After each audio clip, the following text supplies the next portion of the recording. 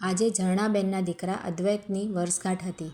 અદ્વૈત એમનો એકનો એક દીકરો છે. તેની આજે વર્ષગાંઠ હોવાથી તે મમ્મીને પગે લાગવા આવ્યો. ઝરણાબેને આશીર્વાદ આપ્યા. જીવતો રહેજે દીકરા.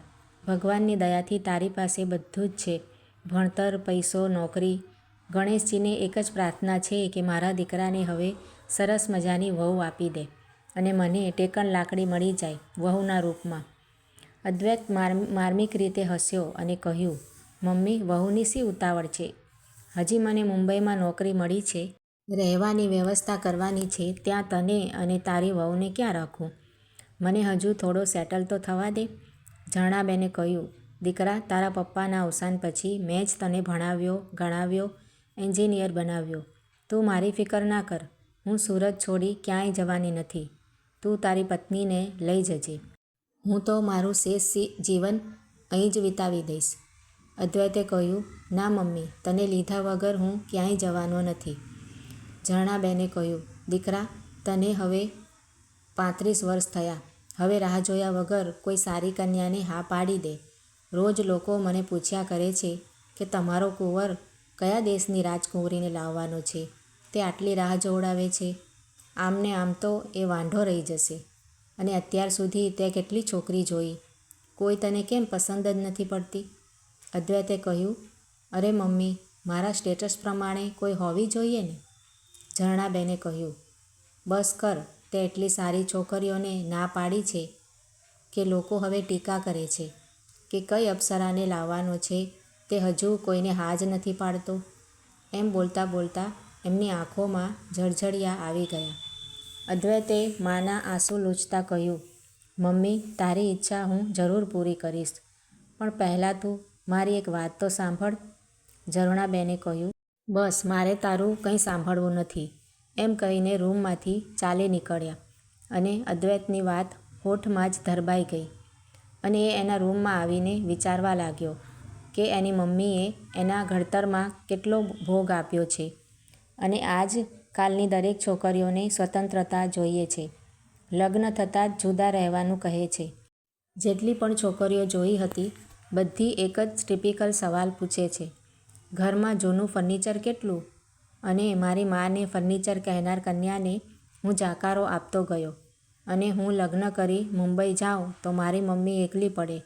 એને માટે કોઈ એવી છોકરી શોધવી પડે કે જે લગ્ન બાદ મારી મમ્મી સાથે રહે અને શનિવાર રવિવાર મારી સાથે રહે. પણ એવી છોકરી આજના જમાનામાં મળે ખરી? હજુ સુધી તો એવું કોઈ પાત્ર મળ્યું નથી. મારે મારી શરત સાથે કોઈ લગ્ન કરવા હા પાડે તેવી કન્યા સાથે હાથ પીળા કરવા છે. કાલે સવારે જ હું મમ્મીને હા પાડીશ અને ફરીથી કન્યા જોવાનું કહીશ અને લગ્ન ઈચ્છુક કન્યાને મારી આ બંધ હોઠની વાત કહીશ. મમ્મી પણ રાજી થશે અને કન્યા પણ. બીજે દિવસે સવારે અદ્વૈતે મમ્મીને કહ્યું કે તમારા ધ્યાનમાં કોઈ કન્યા હોય તો ફરીથી જોવા માંડો. હું લગ્ન કરવા માટે તૈયાર છું. તમારી ખુશી માટે હું કંઈ પણ જતું કરવા માટે તૈયાર છું. વરસાદનું પાણી મળતા જેમ કરમાયેલો છોડ ખીલી ઉઠે એમ ઝરણાબેનનો ચહેરો ખીલી ઉઠ્યો. રાજીના રેડ થઈ ગયા. હરખથી કહ્યું, આજે જ મારી ભાભીની કાકાની છોકરી છે. તેને માટે પૂછાવું છું. માનસી એનું નામ છે. પોતે સોફ્ટવેર એન્જિનિયર છે. હું એના મા બાપને વાત કરી મળવા બોલાવી લઉં. થેન્ક યુ દીકરા, તે મારા હોઠની વાત હૈયે લાવી દીધી. બીજે દિવસે માનસી અને અદ્વૈતની મુલાકાત ગોઠવાઈ. બંને જણાએ ઔપચારિકતા કેળવી. પછી અદ્વૈત સીધી બંધ હોઠોની વાત કહેવા ગયો ત્યાં જ માનસીએ શરૂઆત કરી, તમારી વાત પછી પહેલાં મારી વાત સાંભળો. મને વડીલ વગરનું જ ઘર ગમે છે. હું વડીલને આદર આપું છું, પરંતુ મારા જીવનમાં તેમની દરમિયાનગીરી સહન નહીં કરું.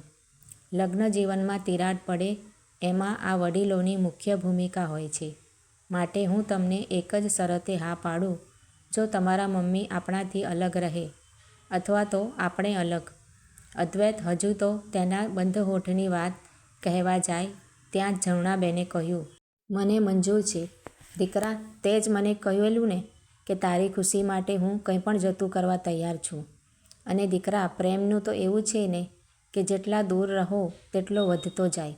માનસી, તું ચિંતા ના કર. અને આમ પણ વારે તહેવારે આપણે મળતા તો રહીશું જ. લગ્નની તૈયારી શરૂ કરો. અદ્વૈતના હોઠ બળપૂર્વક ભીડાઈ ગયા. એક આંસુ આંખ પરથી પડીને ગાલ પર વેડફાઈ ગયું. કોઈએ જોયું પણ નહીં. અને આમ પણ એની મમ્મીની ખુશી ખાતર એ કંઈ પણ જતું કરવા તૈયાર જ હતો ને. પણ આ ખુશી આટલું મોટું બલિદાન માંગશે એ ખબર નહોતી અને એણે પ્રયત્નપૂર્વક હા પાડી. બંધ હોઠે વાત ધરબાઈ ગઈ. લાગણીઓ આમ કરમાઈ ગઈ. મિત્રો, આ વાર્તા તમને કેવી લાગી છે તે કમેન્ટ કરીને જરૂરથી જણાવજો. અને જો સારી લાગી હોય તો વિડીયોને લાઇક શેર કરીને આવી જ બીજી વાર્તાઓ જોવા માટે મારી આ ચેનલને સબસ્ક્રાઈબ જરૂરથી કરજો. વિડીયો જોવા માટે તમારા બધાનો ખૂબ ખૂબ આભાર માનું છું. Thank you.